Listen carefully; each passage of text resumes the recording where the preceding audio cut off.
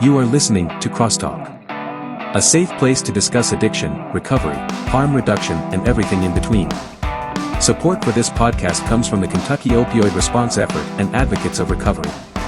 Content and production by the team at Turning Point Recovery Community Center. Now, buckle up and get ready for the show. Welcome everyone to CrossTalk Recovery, the recovery podcast that supports all forms of recovery. I'm Matt Lewis, and I'm here with Pappy. Scott Glisson. Chris Thompson. Wyatt Holstrom. Welcome, guys. This is going to be fun, man. I'm happy to have you guys on here. The Three Stooges. I'm just kidding. I love you guys. These guys are a close-knit group of friends in recovery, and we're here today to talk about the friendships that you find in recovery that you probably don't expect, the people that you end up connecting with that you never thought you would be friends with. I know that I've met a lot of people in my drug journey, and people like Sam, who I didn't like at all when I met him, who's now one of my best friends. And, you know, you never know who you're going to run into. You never know who you're going to connect with, people from all different walks of life. We all have a lot of, that common problem, and then we come together through the common solution. So you guys had a great idea. You guys recently went on a vacation together. Absolutely. To Florida, right? Yep. And so that inspired you guys coming up with a topic for this. So tell me about how you guys met and how you guys got connected, and then tell me about your trip. Who wants to start us off? I'll start us off. I think I met when I got into Center Point, and Scott hadn't got there yet. One of the first person I see is Watt. It's just, he's just a little screwed up, just all the way screwed up, little kid, man, just every bit. One day we're all sleeping because we're back in the SOS dorm. We're not allowed to have any snacks, any chips, none of this stuff. Of course, I hear this. It's like, what the hell? I'm trying to sleep, and I look up. There's this kid up here, nothing but his underwear, with sneaking his chips, looking around like a little squirrel eating a nut. And did you have your beard then? No, it wasn't quite there yet. Yeah. And you didn't hold him accountable? I've been there 2 days. I don't even know what that meant. But that's how I got to meeting Watt. And Scott, I don't know, he comes in a little later. And it's just this big guy. He's lost a lot of weight since. This big fat old guy, I was thinking. Just loving everybody. You want cigarettes? I don't go smoke. Oh, just go smoke anyway, And he just, here, take this. All right, man, here's this honey bun. And just loving everybody, helping anybody and everybody he could possibly do. Now, did he have his Gilligan hat on all the time then? He always had his Gilligan hat on. White Castle hat on. Just running around, just always laughing and smiling, getting in a little trouble here and there, but nothing serious. Oh, there's trouble all the time. But he was always writing words. I just leave it at that. But he was always just helping everybody, giving people, because like myself, when I was going through, I didn't have a penny to my name, didn't have nothing, but I never went without because of Scott, man. Going to rides to meetings. If I needed money for McDonald's, he had me, just little things like that. He had me the whole program. So you became friends with him because he had money? Oh, God. Well, I feel sorry for him. He has a Gilligan hat on, and he looked weird. Well, I had to start giving Chris rides because he got run over by a car. On his bike? Yeah. That happens a lot. One, we're not used to riding bikes, and two, the community's not used to 10 guys on bikes flying by who aren't looking where they're going. I think the art of it is learning to ride a bike sober. You didn't ride a bike? I rode one time. He ran him once and had to call somebody to come pick him up. I made it to Plaza Tire down there on Park Avenue. And I was about a mile and a half. You can't do this and smoke? I guess I had to call Mom to come get me. Thank God for Mom. Yeah, thank God for Mom. What was your perspective on it, Wyatt? Well, I don't. All I know is, me and Chris, like we used to walk laps. I used to walk a lot of laps, man, and just think, and it wasn't really like deep thought about anything in particular, but just about everything, really. And Me and Chris, we got close walking laps. We'd we never counted them, but we'd walk all day long, walk and shoot basketball. For an old guy, this guy knows how to shoot basketball. Like, so much so that it wasn't even fun playing with him anymore. It was just like, he just would not miss.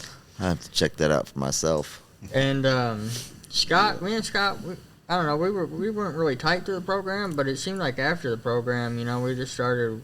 It was like two peeps in a pod. We'd ride trails together, not on bikes, but we in the Jeep we go wherever we wanted to. Ride nothing on bikes.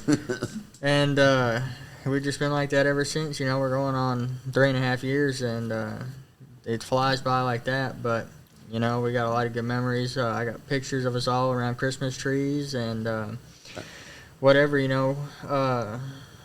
As far as our Florida trip went, we went down there. I got a kid down there in Florida, and it's all to me being sober that I have friendships like this. I'm here today, or the fact that I'm in my kid's life at all, because it was never like that when I was getting messed up. But it was definitely a fun trip, Every night, ice cream about 11:30. Adventures, getting lost. Me and Scott went parasailing. First time I ever been parasailing, man. And Yeah, I saw the sunburn. Yeah, it's horrible. There was this like tent on the beach, and I was like, man, I'm gonna go check it out, So I go up there, I check it out, and I did not meet the weight limit. I was a little light. The guy told me I need to eat some more cheeseburgers. So I was like, you know what, Scott, we're going up there. So I go get him, and he didn't look super excited about it, but he wasn't against it. So I was like, all right, we're going. Yeah. And I'm kind of scared of heights, but we got up there, man. It was peaceful. It was beautiful. We're on Fort Myers Beach. It felt like we were up there forever. It was definitely worth the money spent. I'm going to do it again. Yeah, I went on my honeymoon. I got my wife up there. She's never done anything remotely close to that. I've skydove and bungee jumped and everything. So parasailing was like, lightweight for me, but for her it was extreme. Yeah. But she enjoyed it, and I thought it's peaceful. You're just up there chilling with a great view, wind. You can see like fish under the water and stingrays and stuff like that. No, we enjoyed it. So I would have loved to get a picture of you guys up there together, though. But this is what's awesome. Like, where in Florida did you go? We went to. Where didn't we go is a better question. Yeah. Our hotel was in Tampa, like Brandon, Tampa area. But we went to Fort Myers. We went to Clearwater. We went to St. Pete. We went to Tarpon Springs. We found Treasure Island Beach, and there's nothing treasured about that island. It was awful. We got out the car. It was his first time seeing the beach. Well, second time. First time we just took him to see the ocean, and it was not a beach at all. It looked like a creek. Yeah. And then we went to Treasure Island because they had good reviews from like 5 years ago. And we get out the car. He's like, he said, I don't mean to sound ungrateful, but what the hell is this? I was like, all right, get in the car. We're leaving. Just drove an hour to get there. Yeah. But it was a good time. Yeah, there was, I guess it was about when I was 2 years sober, me and a couple of guys that I was close with in recovery at the time, Dale Powell and Lawson Niehoff, we went to Panama City together. I had lived in Panama City for 2.5 years in the madness, and I'd never been there sober. I'd been back a couple times since I'd moved away, and it was still a mess. So to go down there with them and experience that town, which I had a lot of history in, negative history in, and to experience it sober with them, and it was similar to you guys because Dale is like ancient, he's like a mummy, and then like Pappy over here, and then be picking on the old guys, man. And then me, and like I'm old, but I'm in the middle, considered compared to Dale, and then Lawson, he's a youngin', he's just like 21 or 22 at the time, so it was like Grandpa, Dad's son. It was a weird pair for us to go down to Panama City Beach together. To see us on the beach is, I'm sure, would have been hilarious to anybody, but we had a blast, man. We went putt-putt golfing. We went out to eat, we just, and sober, just sober people enjoying the fact that we were together. We laughed so much, man. And I'm sure it was the same with you guys. I heard some stories about you guys being down there and You want to tell me what happened, Pappy, with Chris? Which time? Well, tell me one of the good ones. I heard something about him like with turtle poop or something. Oh, yeah. This is why I wasn't parasailing. I was drinking turtle poop. Okay. We'll be right back. Hello, everybody. You want to know something? My biggest issue with meetings is despite their name, they are never about me. Here at Turning Point, all of our meetings are for you and about you. We have meetings at least 3 times a day, 7 days a week. We are located at 415 Broadway, Paducah, Kentucky. Call 270-444-3621 for more information.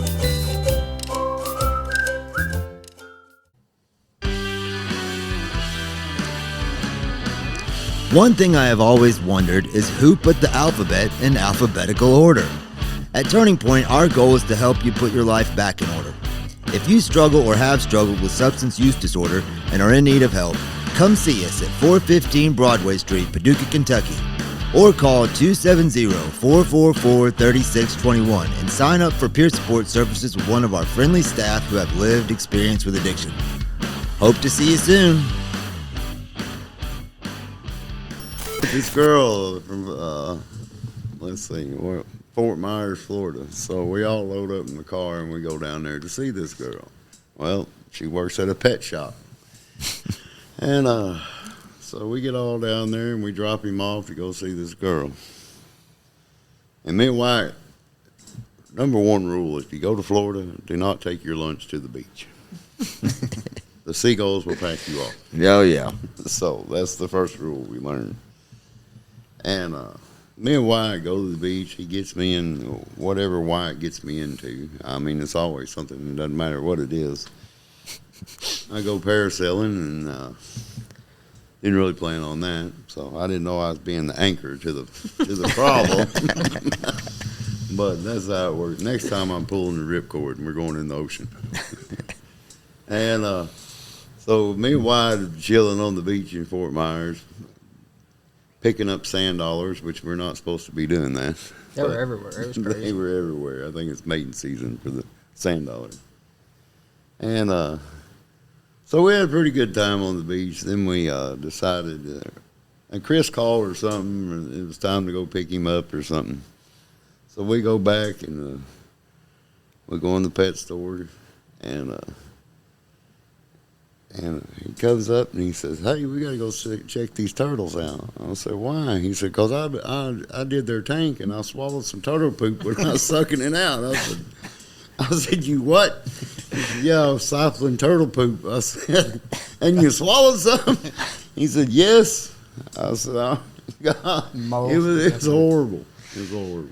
I don't understand how you get suckered in. I mean, I know there's a girl involved. I mean, But this girl, she decided, "Hey, why don't you help me out here by sucking turtle poop?" And I said, "I'll take over, I'll do this." And I said, short holes, and I took it just straight down. Here I am, meeting the girl for the first time. I already spit turtle poop in the floor. And That's because we get sober doesn't mean we're smart. well, no, I never claimed that. Sick. He didn't eat supper that night, so we were kind of He was full. Yeah. Yeah, I guarantee it. Yeah. And let's see, what else has Chris done while we were in Florida? Hotel key wouldn't work, so we kind of had a accident there waiting to get in the room, the hotel key never worked. No, it was. We went through about 14 hotel keys. Yeah, they were tired of us. We were in. What about his hotel key experience? Yeah, we were in. I don't even know where the hell we went. We're in an arcade. Yeah, we picked up my kid, and I had like 2 hours left with him. It was the last day. We're in traffic. We're about 45 minutes away. Stressed out. We're gonna be back by 7. I still got to stop, get gas and food. And Scott calls me. We had just got to the arcade. And he said, "Where you at?" I said, "The arcade." He said, "Well, you're going to have to come back." I said, "Why?" He said, "Forgot the key in the room. It won't work or something, and they won't let me in the room." So then all of a sudden I'm on the phone with this, I don't even know, just this different person, all right? And they're like, "What room am I in?" I don't remember. It was like 222 or 213 or something.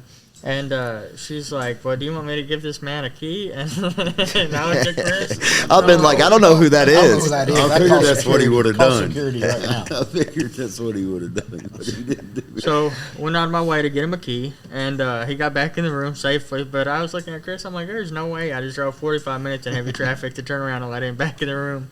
He'd have just been sitting outside smoking. 2 packs of cigarettes. I didn't have my cigarettes with me. That's what it was. He would have said after we had cigarettes on it. Yeah, I wouldn't have been no problem. Should just have him call security. I'd have went and got some ice cream while y'all were keeping off at the arcade or something. The best part of the trip was the trip down there. I mean, it was, The ride. Killed us, rolled us off in the ditch. yeah, I did do that. Oh, let's talk about. I went on a trip with Pappy over here. Oh yeah, We went to see Little People Wrestling in Tennessee. Was it Martin, Tennessee? yeah. I think so. We drive. He's like, "Come on, I'll buy the tickets. We're gonna drive down. You ride with me." I'm like, "All right." I'd never seen Little People Wrestling, so I'll go with you. And like, we go down there. We get pulled over as soon as we go through into Tennessee. He doesn't have a valid driver's license. Oh, God.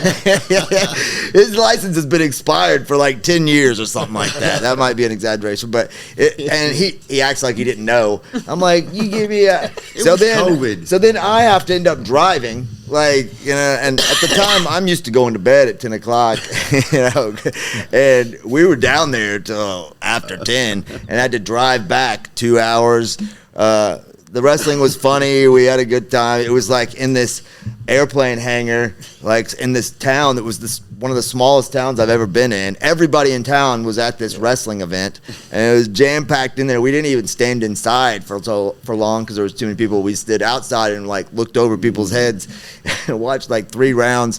And they're like, all right, we're good. Yeah. And drove back. I mean, it was a good story, and it was fun, but I'm like, you didn't have your driver's license and you invite me to go out of state, like, we're done with this. Like, it was COVID. 2 years ago. COVID been over. Well, sometimes you remember it, sometimes you don't. It's the addict mindset, I can get away with it for this long. Yeah. How long was it expired? Let's see. About 3 years. Yeah. And then it probably took you another 6-7 months to get it renewed. Oh, no. Because I kept giving you a hard time about it. Oh, no, you give me a hard time about everything. Well, yeah, that's another thing. Like, I remember all you guys came through Center Point after me, and I was working at Turning Point, so you guys were coming to meetings. I had a little bit of a relationship with all of you, but never really got super close with any of you guys. Until Pappy started, graduating, started coming down here, and then he kind of just forced himself upon me. And I just loved giving him a hard time so much. But he will do anything to help anybody in recovery, and I've appreciated that about him. And, his perseverance in his own recovery, because, I didn't think he's going to make it for real. I don't think anybody thought I was going to make it. I think my mom questioned me at times.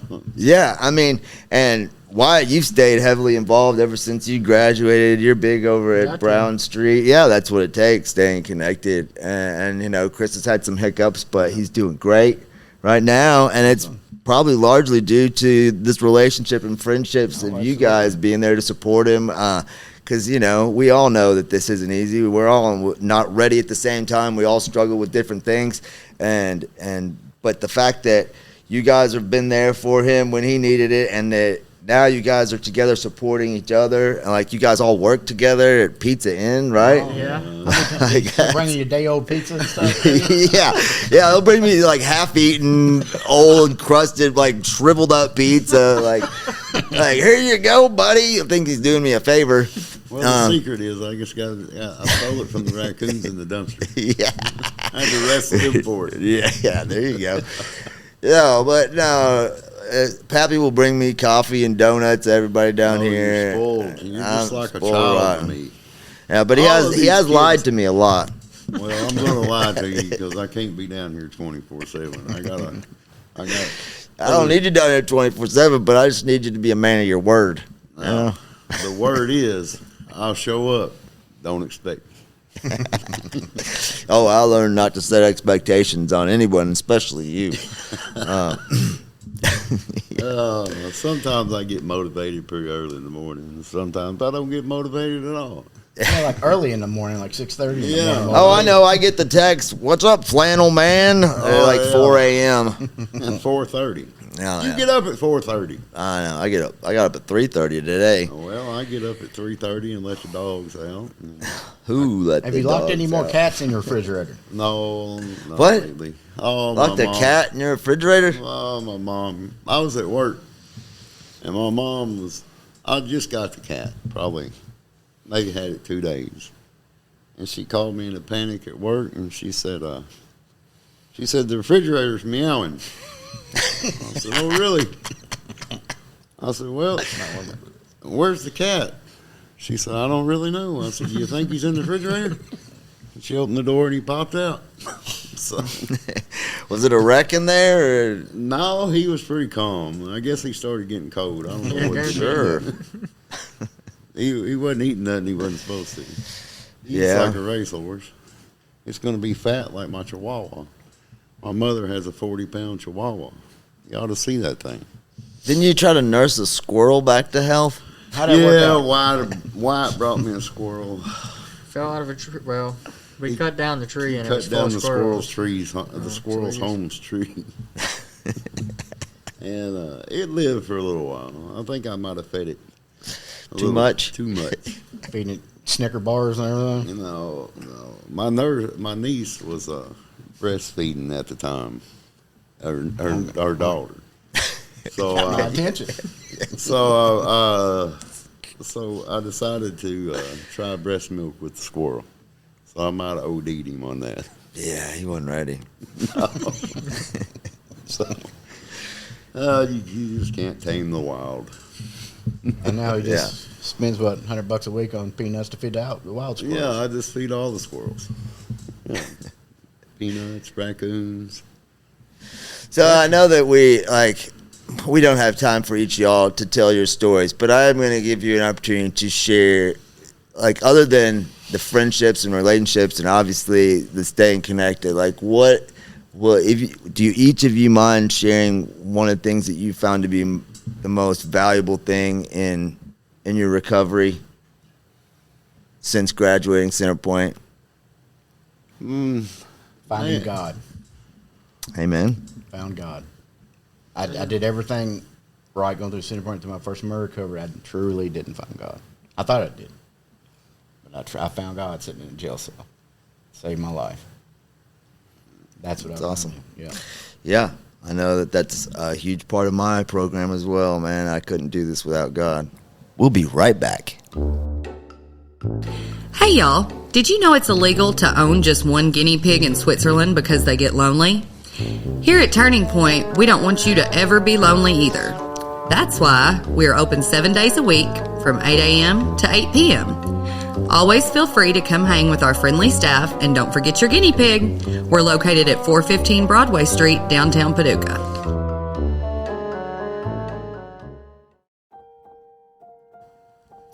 As a woman in recovery, I know how important having a fellowship of women has been for me. Come join us at the Women of Worth All Recovery Support Group here at Turning Point, 415 Broadway, Paducah, Kentucky, every Friday night at 6 p.m., where we discuss our personal experiences in recovery. Hope to see you there.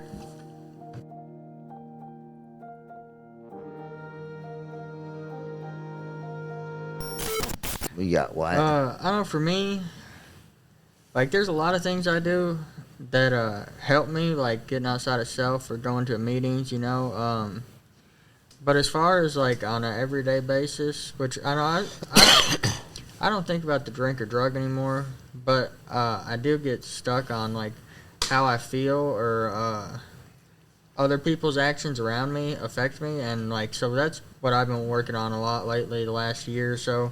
It's been reading self-help books like the Let Them theory and stuff like that. is to, because sometimes I can't control my own thoughts and actions, so I'm sure as hell not going to be able to control anybody else's around me. So I just need to, what I've been working on is focusing on what I can change about me, and it seems to be working, man. I'm happier, I'm healthier, I got more motivation, and another thing I would say is don't be so hard on yourself. I got to forgive myself, and once I came to terms with that God forgave me, that allowed me to forgive myself, and it might be an everyday process for the next 5 years. I'm forgiving myself, but it's you can see the light at the end of the tunnel when you accept that. Yeah. No, I agree 100%. I think emotional sobriety is a huge thing, and realizing like the whole hula hoop analogy that is used often, like if you drop a hula hoop over your head, everything in that circle, that's all you can really control. You know, you can't control what everyone else in the world is doing. Absolutely. But you can control how you let those things, what everyone else is doing, affect you. Yep. And that is a huge thing to realize and to continue to work on yourself, like the willingness to put in the action to address those problems that are going to keep problem up the rest of your life. They don't stop coming. No, they don't. I've actually gotten to a point now where I'm actually excited when I find a new character defect, because I know what to do about it now. Like, I know that I've overcome my addiction to alcoholism and heroin and fentanyl and all. I've overcome being a jerk. Almost. I've overcome a lot. So I know that when I apply myself and really choose to work on something, that I can overcome it, and that I'm encouraged by that. And the whole goal is to be the best version of myself that I can be. So what about you, Pappy? You learned anything? Man, I'll tell you what. God is definitely first. You know, I ask for a good orderly direction every morning. And, usually if I take my hands out of it and leave it to Him, usually the day goes pretty good. As far as the things that help me get through the day is, you know, I get to play it back to my mom. You know, I get to take care of her, harass her, and then I get to harass Chris, and then I get to harass Wyatt, then I get to harass Matt. And that's what helps me get through the day. Torturing people. No, not really. Out of that. Not really. Not really. I mean, for the most part, you know, going back to work and aggravating Chris at work, and He's good at that too. going to eat with Wyatt and Chris, you know, after work, as much as they hate B-dubs, but they get over it eventually. So, I mean, B-dubs. I haven't been there in forever. How I think many the last days in a time I row have went you in. eaten there? What, about 6 months straight? Oh, I don't know, man. Is it the wings? It's a variety of things. You know, it's the Atmosphere? no, not Sports bar setting? Really. No, That's always you know, we don't ever sit in the bar unless the dining area is closed. in the bar last night. Just like to be close enough to smell the beer, huh? I don't think beer puts off a sin. I'm not attracted to that anymore. I'm just messing with you. Yeah, and just being around, you know, your friends makes a big difference. You know, if you can reach out to them and make sure their day's going okay, and poke at Chris a little bit, you know, and poke at Matt. So, and Yeah. I don't poke at Wyatt too much anymore because Well, he's working on letting things affect him. yeah, and it kind of upsets him some days. But I get it. Now, like, you hear so many times people coming in through recovery programs, and they always will say that the laughter is one of the things that stands out to them early on, because a lot of us come in hopeless, depressed, not our happiest, haven't been laughing about much for a while by the time we get there.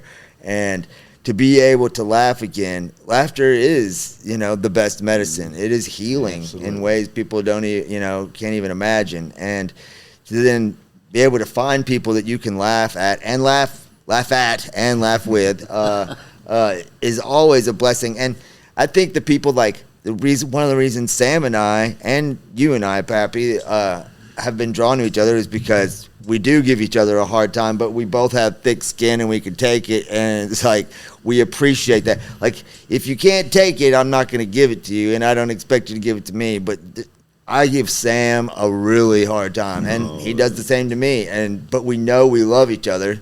You know, we know that it comes from a place of, I mean, that's, sadly, sometimes I've said this many times on the podcast, that's how I show love. Like, I wouldn't mess with you. I wouldn't give you a hard time if I didn't love you. So it's just like being able to find people like that and to give each other a hard time, harass, and laugh about it, you know? Yeah. It's a cool thing. And I love that you guys have found that with each other. You guys are tight. It makes a big difference. I mean, you know, and it goes both ways. You know, if I need something, I know them two will help me. And if they need something, they know I'll help them. Yeah. You know, and that's just how it works. And doing it sober makes it that much more better.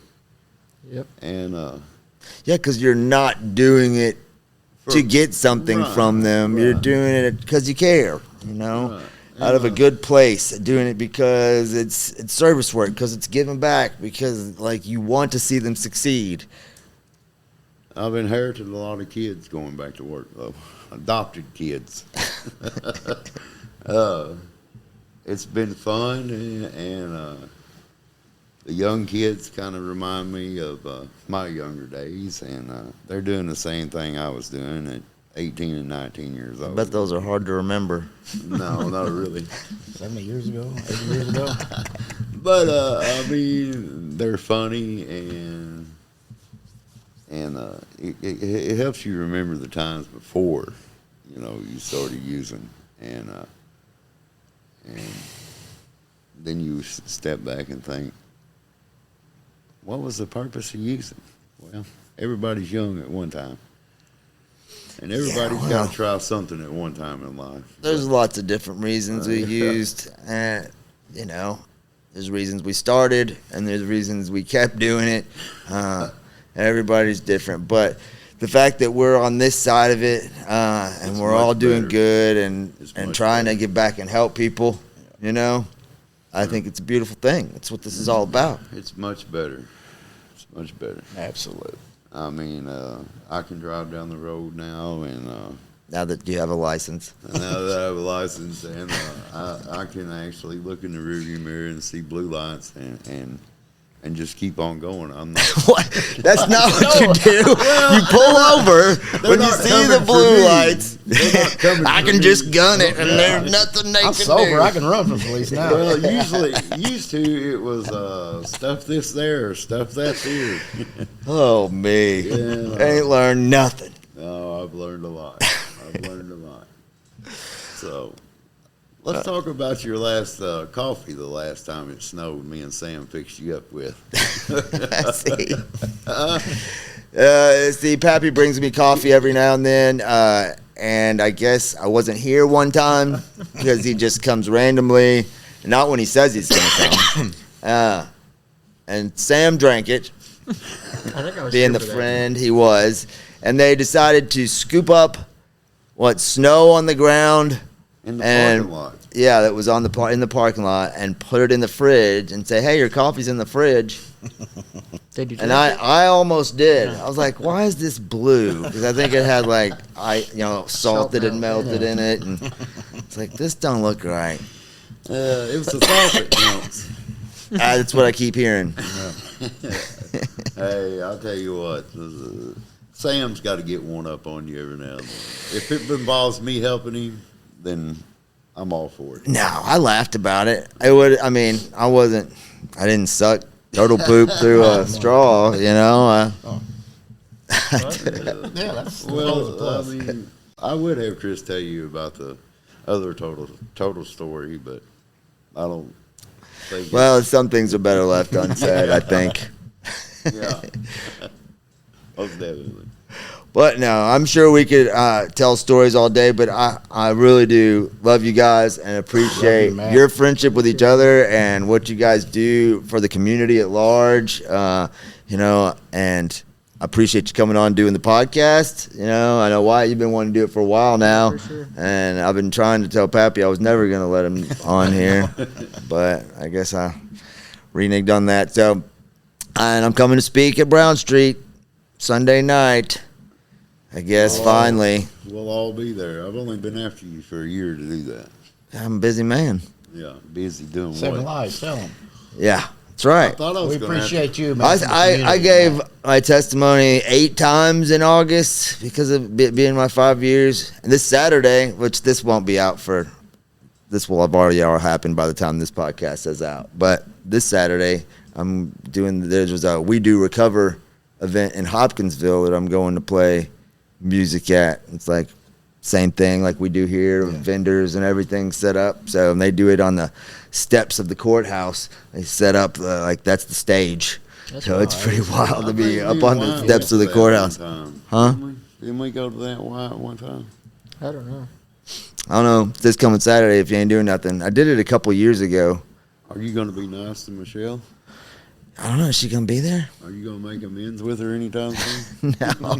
Michelle's a traitor. That's for being sarcastic. Now everybody at Turning Point gets a little sarcastic, Matt. Oh yeah, it's the recovery the recovery family down here. Everybody that works here and the people the regulars that come down through here. It's quite a crew, and everybody gives everybody a hard time. But it's in love. Absolutely, Matt. I appreciate you finally putting me on the podcast and allowing us to come down and socialize with you, and it was greatly appreciated. Yeah, thanks, man. I'll probably edit you out, but all right, check us out on YouTube or listen to our audio versions on Apple, Google, Spotify, Podbean, and as always, stay grateful. If you or someone you know is struggling with addiction or in recovery and needs guidance, speak with Turning Point's team of peer support specialists by calling 270-444-3621. You are not alone, and we are proof that recovery is possible.